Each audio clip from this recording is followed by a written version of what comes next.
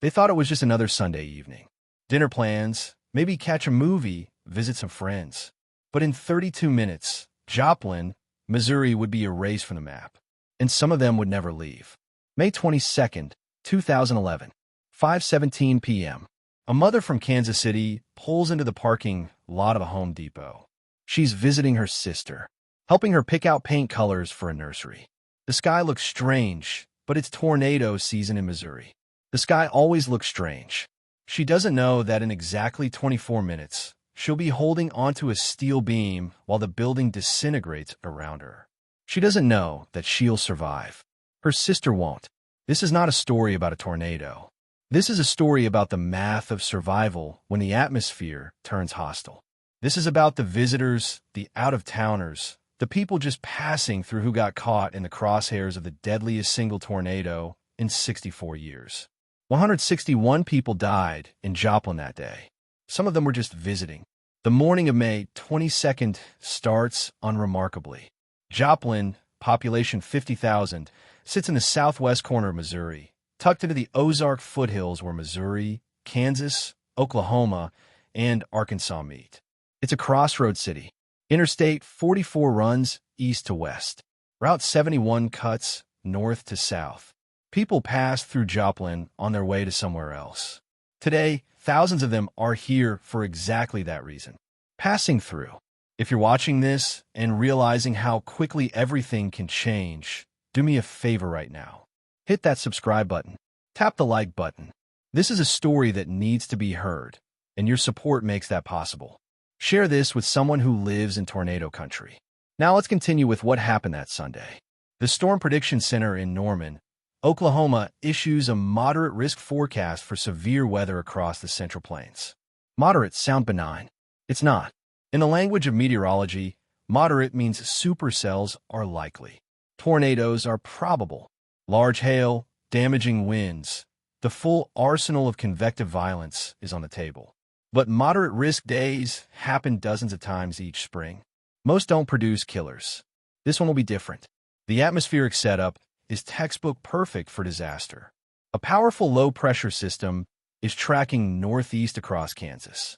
At the surface, a warm front has lifted through Missouri, pulling humid air from the Gulf of Mexico northward.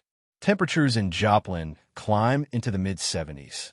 Dew points, the measure of atmospheric moisture, reach the upper 60s. This combination creates instability. The air wants to rise.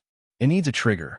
That trigger comes in the form of a dry line, an invisible boundary where moist Gulf air collides with dry air from the desert southwest. Along this line, air parcels are forced upward. When they rise high enough, past the level where temperature and pressure equilibrium exists, they continue rising on their own. This is free convection. This is how supercells are born. By early afternoon, storms begin firing along the dry line in eastern Kansas. A dry line is not visible to the naked eye. There are no clouds marking its position, but on satellite imagery and radar, it appears as a crisp boundary where clear skies end and towers of cumulus begin building. The first cells develop around noon. By 1 p.m., they're rotating. By 2 p.m., they're severe warned. At 2 p.m., the National Weather Service office in Springfield, Missouri, is monitoring 3 discrete supercells tracking east across Kansas toward the Missouri border. Meteorologist Chad Omit is on duty.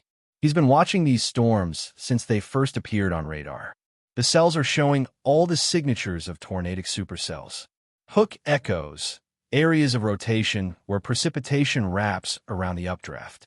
Velocity couplets, regions where winds are moving toward and away from the radar at high speeds, indicating rotation. Debris balls, regions of high radar reflectivity near the ground that suggest a tornado is lofting debris into the air. Omit knows what's coming. He's been a meteorologist in southwest Missouri for 12 years. He's seen hundreds of severe storms. He's issued dozens of tornado warnings. But something about today feels different. The change in wind speed and direction with height, is extreme. The instability, measured by Cape values over 3,000 joules per kilogram, is off the charts. Every parameter is maximized. This is a high-end event. At 4 p.m., a tornado touches down near Baxter Springs, Kansas, just west of the state line. It's brief, weak, EF1 intensity with winds around 100 miles per hour. Damage is limited to trees and outbuildings. A barn is destroyed. Power lines are knocked down. No one is injured.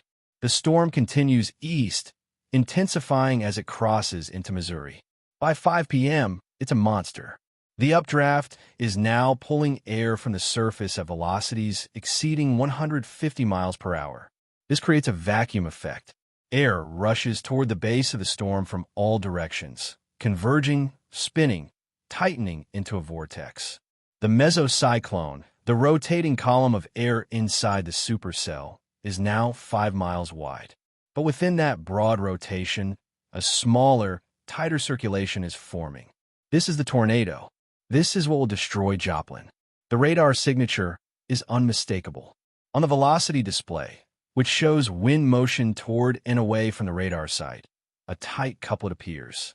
Red and green pixels, representing winds moving in opposite directions, are side by side. This means rotation. The velocity difference, the speed at which these winds are moving relative to each other, exceeds 120 knots. In meteorological terms, this is a violent tornado. The kind that produces EF4 and EF5 damage. The kind that kills. Inside a hotel room at the Comfort Inn on Range Line Road, a family from Illinois is getting ready for dinner. Mark Henderson, 52 years old, a machinist from Peoria, his wife Linda, 49, and their daughter Amy, 24. They're in Joplin for a high school graduation. Their niece is graduating from Missouri Southern State University. The ceremony was this morning. It was hot, humid, the kind of oppressive heat that makes you sweat standing still.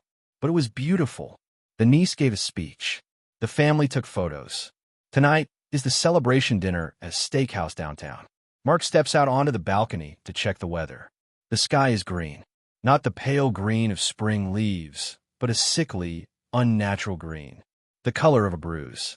He's lived in Illinois his entire life. He knows what a green sky means. It means hail. It means rotation. It means get to shelter now. He goes back inside and tells his wife they need to find shelter. Linda protests. The dinner reservation is in 30 minutes. They need to get ready. Mark insists. The sky is wrong. Something is coming. They leave the room and head to the interior hallway on the first floor. The hotel staff is already directing guests away from windows. The tornado warning was issued 6 minutes ago. The sirens are wailing outside, but many guests aren't taking it seriously. This is the 47th tornado warning Joplin has received in 2011.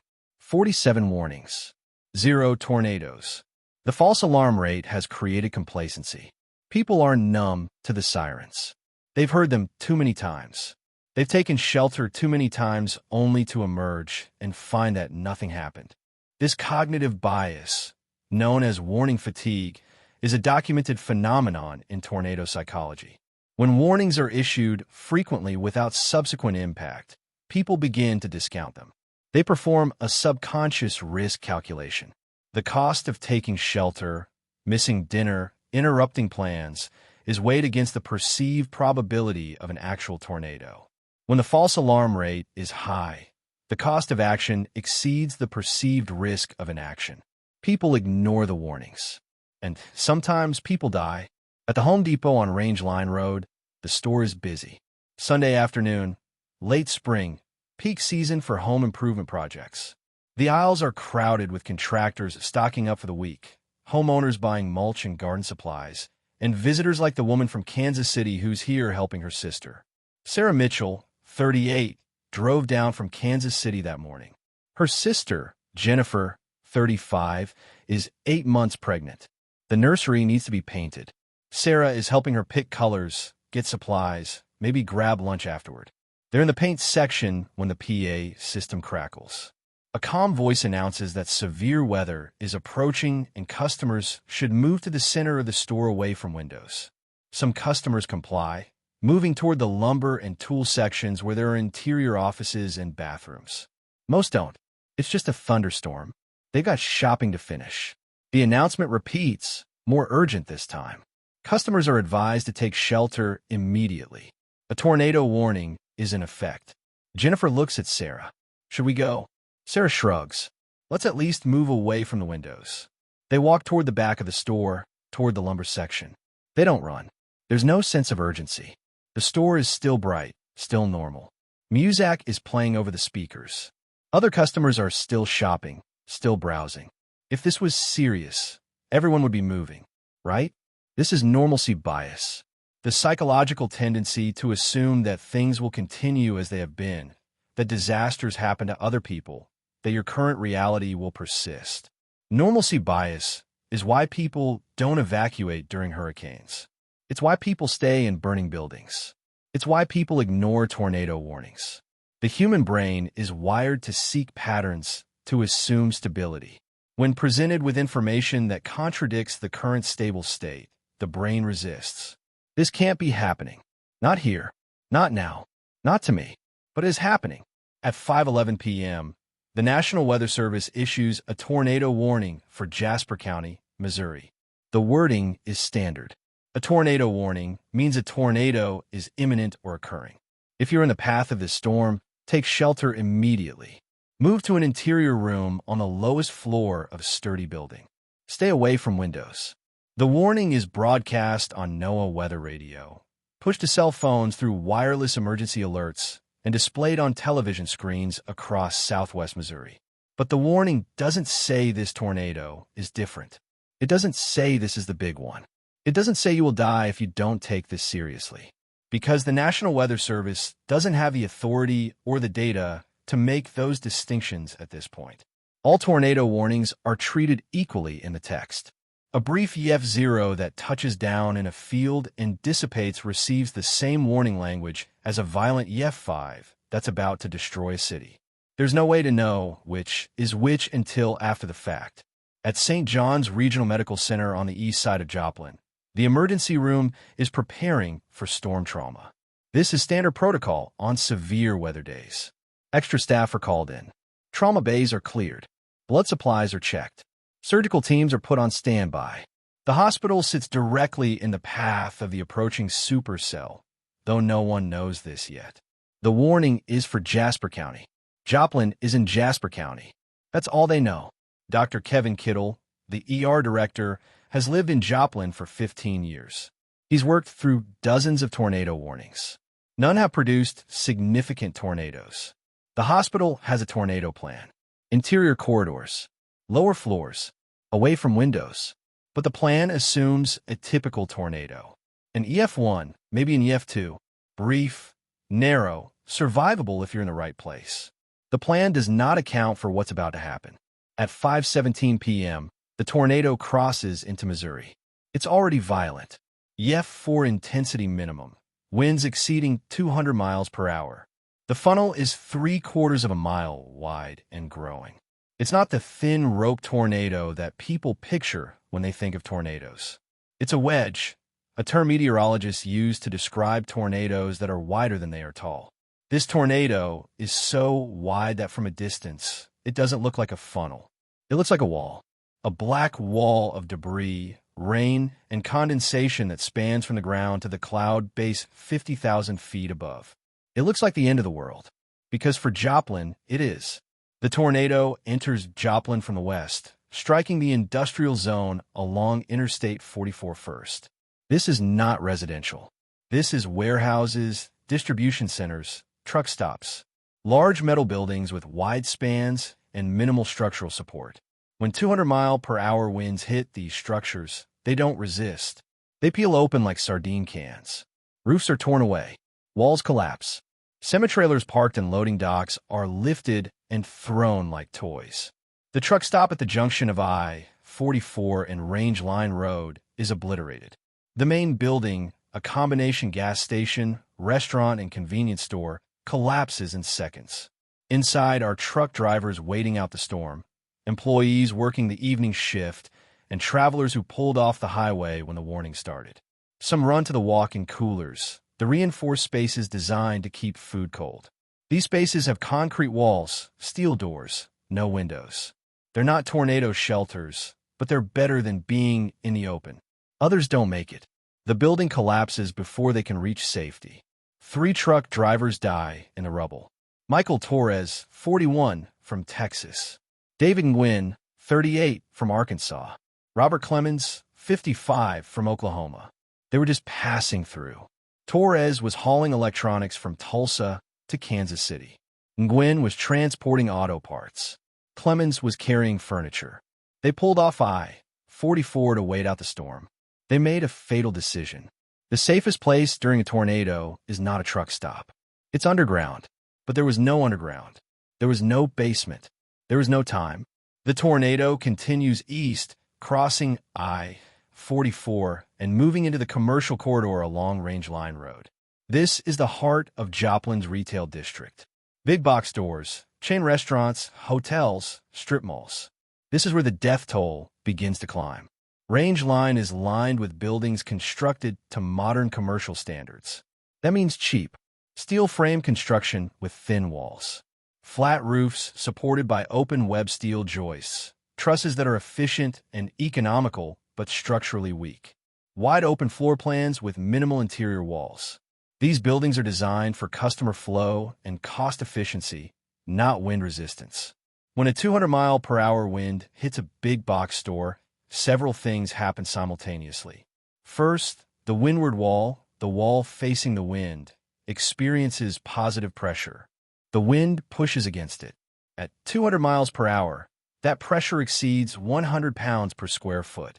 For a wall 30 feet tall and 200 feet wide, that's over 600,000 pounds of force.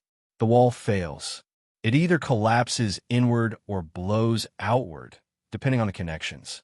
Second, the roof experiences uplift. Wind flowing over the top of the building creates a negative pressure zone, sucking the roof upward. Simultaneously, wind entering through the failed windward wall pressurizes the interior, pushing the roof upward from below. The roof trusses, designed to support gravity loads, snow, mechanical equipment, not uplift, snap at their connections. The roof lifts off the building and tumbles through the air. Third, without the roof to provide lateral stability, the remaining walls collapse. Buildings don't fall straight down. They fall outward, away from the center, creating a debris field that extends far beyond the original footprint. Anyone inside has seconds, not minutes, between the first structural failure and total collapse. At 5:21 p.m., the tornado reaches Range Line Road. The first structure hit is a strip mall. The buildings are one-story, wood frame, brick veneer. The tornado doesn't slow down. The structures explode. Brick facades shear away from wooden studs. Roofs are peeled back and thrown. Interior walls collapse. A nail salon, a pizza restaurant, a cell phone store, all reduced to rubble in seconds. 2 people die in the pizza restaurant. They were employees, working the evening shift, preparing for the dinner rush. They didn't take shelter. They didn't think it would be this bad. Across the street, the Fast Trip gas station vanishes. The building is there 1 second, gone the next. Surveillance footage recovered from a camera mounted on a building a block away captures the moment. The tornado is a dark mass filling the frame. The gas station is visible for a fraction of a second, and then it's not. The building doesn't collapse. It disintegrates. The walls, the roof, the structure, everything breaks apart simultaneously and is carried away by the wind. What remains is the concrete pad and the underground fuel tanks. Inside the building are 4 people. The clerk, a 23-year-old woman named Ashley Grant, and 3 customers. They have no warning beyond the sirens outside. The building has no basement, no safe room, no reinforced spaces. When the tornado strikes, they're killed instantly. Their bodies are found in the debris field, some thrown over 100 feet from where the building stood. The Home Depot is struck at 5:22 p.m. The store is massive, over 100,000 square feet under one roof. The structure is steel frame with metal siding. The roof is supported by open web joists spanning up to 60 feet. When the tornado hits, the west wall fails first. The metal siding peels away. The steel frame bends. The connections holding the columns to the foundation fail. The columns topple. Without the columns, the roof has no support. The trusses collapse. The entire structure, a building the size of 2 football fields, folds in on itself in less than 10 seconds. Inside, customers and employees have seconds to react. Some are near the front of the store, close to the exits. They run. They make it outside before the collapse. Others are deeper in the store, in the lumber section, the garden center, the appliance aisles. They don't have time to reach the exits. The managers are directing people to interior offices, to bathrooms, any enclosed space with walls. But the collapse is too fast. The entire building comes down. Sarah Mitchell is in the lumber section. She's standing near a steel support column, one of the main vertical members that holds up the roof. When the collapse begins, she grabs the column and holds on. The roof comes down. Trusses crash around her. Lumber, stacks of 2x4s and plywood, tumbles from the shelves. Debris is everywhere. She closes her eyes and holds the column. The roar is deafening. She can't hear anything except the wind and the sound of metal tearing. And then it stops. The roar ends. The wind stops. Sarah opens her eyes. She's alive. The column held. There's a small space around her, maybe 3 feet by 3 feet, where the debris didn't fall. She's trapped, but she's not crushed. She calls out for her sister. Jennifer. Jennifer. No answer. She calls again. Nothing. She can hear other people screaming. Voices in the darkness. Help. Somebody help me. I'm trapped. But she can't hear Jennifer. Jennifer was standing 5 feet away when the collapse began. She was holding a paint sample. She was looking at colors for the nursery. Soft yellow. Pale green. She didn't grab the column. She ran toward the bathrooms. She didn't make it.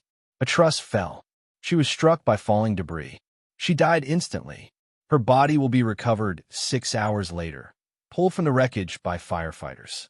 She's 8 months pregnant. The baby dies with her. Sarah Mitchell survives. She spends 48 minutes trapped under the wreckage, holding onto that steel column before rescuers reach her. When they pull her out, she asks about Jennifer. The rescuers don't answer. They know. Sarah will learn later, at the hospital, that her sister is dead. She will replay that moment for the rest of her life. The moment when Jennifer ran and Sarah grabbed the column. 5 feet. That's the distance between life and death. 5 feet. 7 people die in the Home Depot collapse. Sarah's sister Jennifer. 2 employees. For customers. One of them is a man from Kansas, in Joplin visiting his son at Missouri Southern. He stopped at Home Depot to pick up a light bulb. A light bulb. That's why he was there. That's why he died. Before we continue, I need to ask you something. Are you paying attention to warnings where you live? Do you take them seriously? Because this can happen anywhere. If this story is making you think, making you realize how fast things can go wrong, then do something about it. Subscribe to this channel. Hit that like button. Share this video with your family, your friends, anyone who lives in a place where storms happen. Let's build a community that remembers, that learns, that doesn't let warning fatigue kill people. Now let's keep going, because the worst is still ahead. Across the street from the Home Depot, the Comfort Inn is struck seconds later. The hotel is 3 stories tall, 65 rooms, full of visitors in town for graduations, family events, weddings just passing through. Mark Henderson and his family are in the interior hallway on the 1st floor, exactly where the hotel staff directed them. Mark is shielding his wife Linda and daughter Amy with his body. They're sitting against the wall, arms wrapped around each other, heads down. The tornado hits the building with full force. The west side of the structure, the side facing the wind, fails first. Exterior walls collapse. Windows explode. The wind enters the building through the breached walls, pressurizing the interior. The 3rd floor lifts. The roof and the top floor are peeled away together, torn from the structure and thrown. What remains is a 2-story building with an open top. But the collapse continues. Without the roof to tie the walls together, the 2nd floor loses stability. The floor joists, wooden members spanning between load-bearing walls, snap at their connections. The floor collapses onto the 1st floor below. The impact is catastrophic. Anyone on the 2nd floor is dropped 12 feet onto concrete. Anyone on the 1st floor is crushed by the falling debris. Mark Henderson's family survives because they're in a load-bearing corridor a section of the first floor with concrete block walls and a reinforced ceiling. The debris falls around them, but not on them. They're trapped but alive. Mark can hear people screaming. Voices from above, from the collapsed second floor. Help! I'm trapped. I can't move. He tries to move, to reach them, but he can't. The stairwell has collapsed. The hallway is blocked. They're pinned in place. It takes rescue crews 6 hours to reach them. 6 hours in the dark, in the heat, with the smell of dust and blood and fear. When they're finally extracted, Mark emerges into a world he doesn't recognize. The parking lot is gone, buried under debris. The cars are destroyed, stacked on top of each other like crushed cans. The buildings across the street, the Home Depot, the strip mall, everything is gone. It looks like a bombing. It looks like war. 6 people die in the Comfort Inn. 3 hotel guests. 2 employees. 1 person who was just walking past when the building collapsed. Among the dead is Christopher Lucas, 28, from Tulsa. He checked into the hotel that morning. He was in Joplin for a job interview. The interview was scheduled for Monday morning at a manufacturing plant on the south side of town. He was nervous.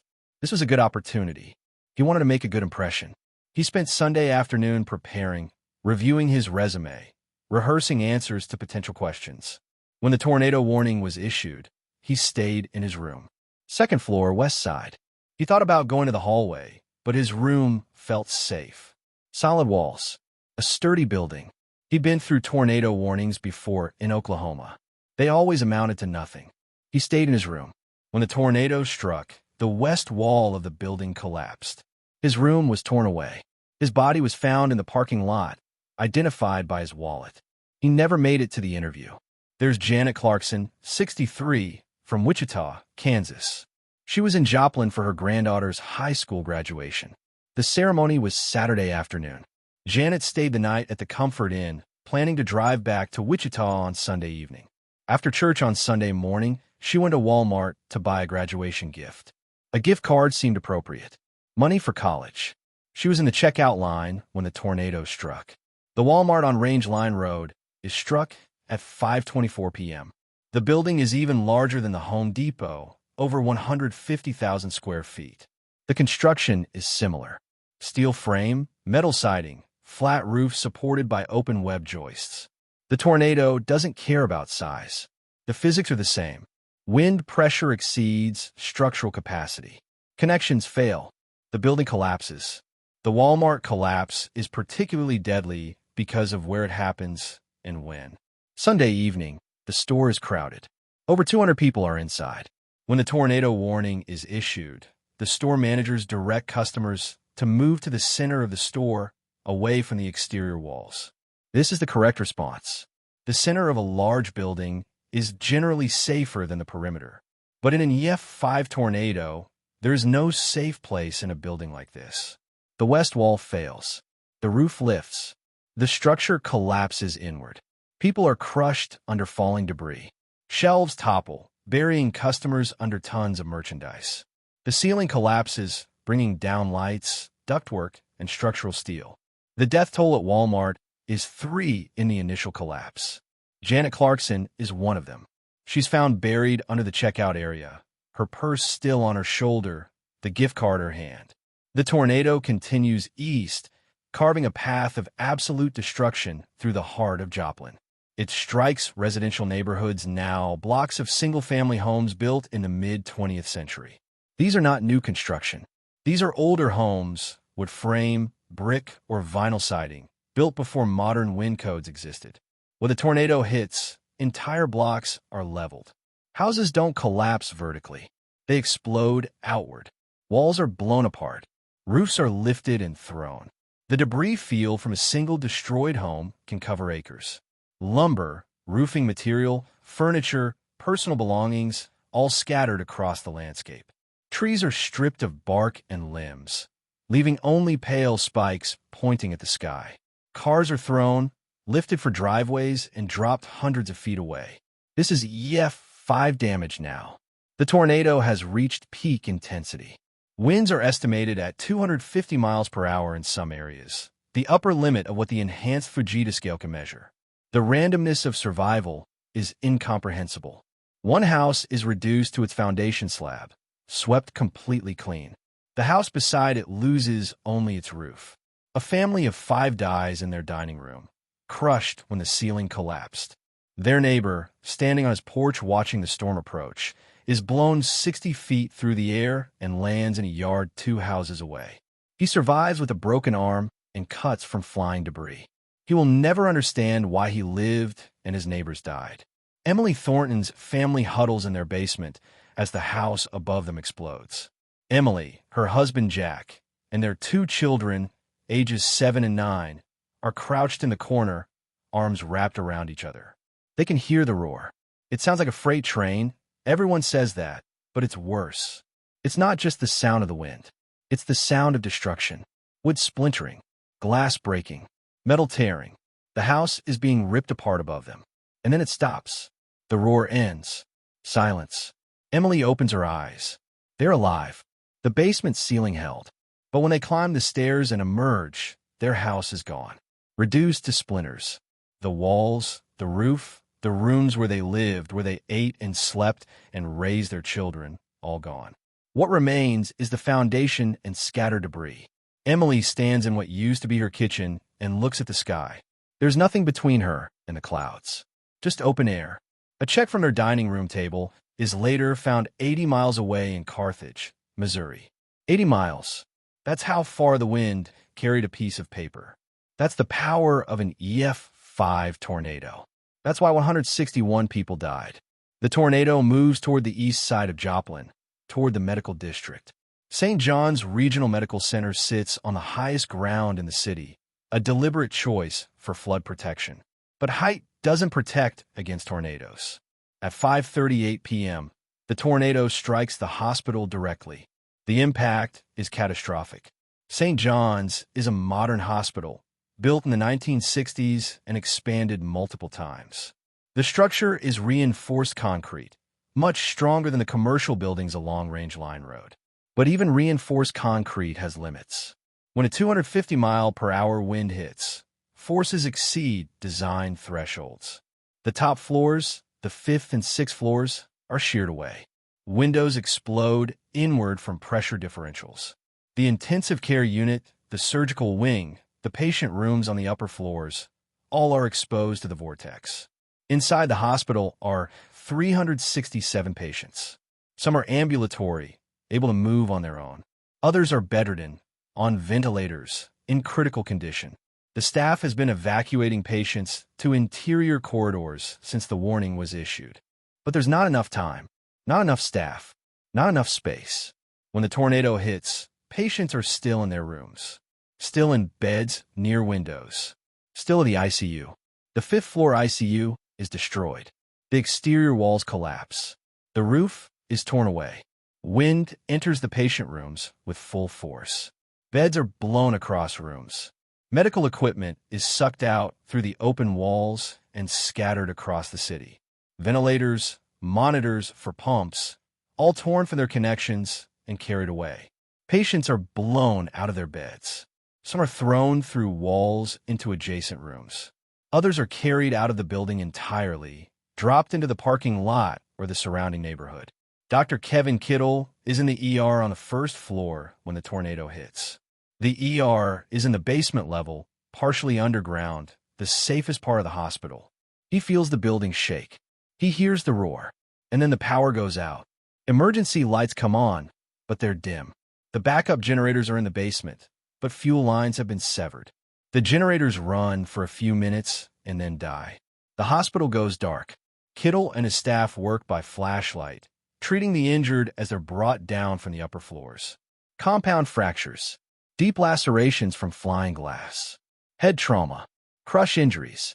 The injuries are severe, the kind of trauma you see in car accidents and industrial disasters. But this is worse. There are dozens of patients, and the hospital is damaged. The ER itself is structurally sound, but the rest of the building is compromised. They need to evacuate. Everyone, all 367 patients. But how? Where? 5 patients die in the tornado strike. They're in the ICU on the 5th floor. When the walls collapse and the wind enters, they're blown from their beds. Their bodies are found in the wreckage, still connected to 4 lines, still wearing hospital gowns. They came to the hospital to heal. They died in the safest place they could be. 2 visitors die as well. Margaret Preston, 58, from Kansas. She was visiting her mother in the ICU. Her mother had suffered a stroke 2 days earlier. Margaret was sitting beside the bed, holding her mother's hand, when the tornado struck. The wall behind her collapsed. She was struck by falling debris and killed instantly. Her mother survived. The bed protected her. Margaret's body was found beside the bed, still holding her mother's hand. There's Daniel Cross, 44, from Arkansas. He was visiting his brother who was recovering from heart surgery. The brother was on the 4th floor in a cardiac care unit. When the tornado warning was issued, Daniel stayed with his brother. He didn't want to leave him alone. When the tornado struck, the 4th floor was damaged, but not destroyed. The brother survived. Daniel was struck by flying glass and bled out before help could reach him. He was visiting. He was just there to support his brother. And he died. The evacuation of St. John's Hospital is a logistical nightmare. The building is structurally unsound. Aftershocks from the storm, high wind gusts from the parent supercell that's still overhead, are causing additional damage. Sections of the upper floors are collapsing. The stairwells are blocked with debris. Elevators are non-functional. Patients must be carried down manually, bed by bed, floor by floor. But where do they go? Freeman Hospital, Joplin's other major medical center, is on the west side of the city. It was not in the tornado's path. The building is intact, but Freeman has 250 beds and its own patient load. It can't absorb 367 additional patients. Not all at once. Not without overwhelming its capacity. The call goes out regionally. Hospitals in Springfield, 70 miles to the east, in Tulsa, 90 miles to the southwest, in Kansas City, 150 miles to the north, all respond. They send ambulances. They send medical helicopters. They clear beds and prepare trauma teams. The airlift begins. Patients are carried from St. John's on stretchers and backboards, loaded into ambulances and helicopters in the parking lot. The parking lot itself is a disaster zone, filled with debris, damaged vehicles, down power lines. But it's flat and open, enough space for helicopters to land. Through the night, the evacuation continues. Patients are flown to Springfield, to Tulsa, to Kansas City. The regional healthcare system, designed for exactly this kind of coordinated disaster response, performs as intended. But it's chaotic, it's terrifying, and it's slow. By dawn on May 23rd, all patients have been evacuated. St. John's Regional Medical Center, the largest employer in Joplin, the cornerstone of the city's healthcare system, is destroyed. The building will never reopen. It will be demolished and rebuilt elsewhere. But that's years away. For now, Joplin is a city without a hospital, and the injured keep coming. The tornado finally dissipates east of Joplin, near the small town of Duquesne. Total track length, 22 miles. Total time on the ground, 38 minutes. Maximum width, 1 mile. Maximum wind speed, over 250 miles per hour. Peak intensity, EF5, the highest rating on the enhanced Fujita scale. Total deaths, 161. Total injuries, over 1,150. Total structures damaged or destroyed, over 8,000. Economic damage, $3 billion. But numbers don't tell the story. The story is in the names. The stories of the people who died. The residents. The visitors. The people just passing through.